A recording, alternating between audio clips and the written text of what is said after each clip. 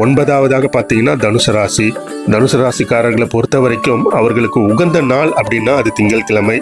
திங்கட்கிழமைகளில் பூஜை அறையில் வெற்றிலை மீது பார்த்தீங்கன்னா கற்கண்டு வைத்து சிவபெருமானை வழிபாடு செய்யணும்.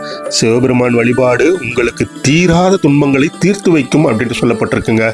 இது வரைக்கும் நீங்கள் பட்ட கஷ்டங்கள் எல்லாம் தீரணும்னா மறக்காம பார்த்தீங்கன்னா திங்கட்கிழமைகளில் பூஜை அறையில் வெற்றிலை மீது பார்த்தீங்கன்னா கற்கண்டுகளை வைத்து சிவபெருமானை வழிபாடு செய்யுங்கள்.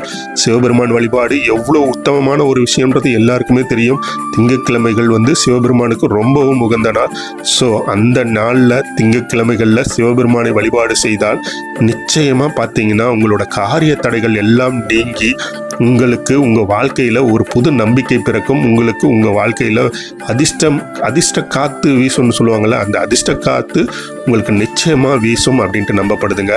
கண்டிப்பாக திங்கட்கிழமைகளில் இந்த ஒரு வழிபாட்டு முறையை மறக்காமல் தனுசு ராசிக்காரர்கள் செஞ்சு பாருங்கள். நிச்சயமாக உங்கள் வாழ்க்கையில் மாற்றம் ஏற்படும். அது உண்மை.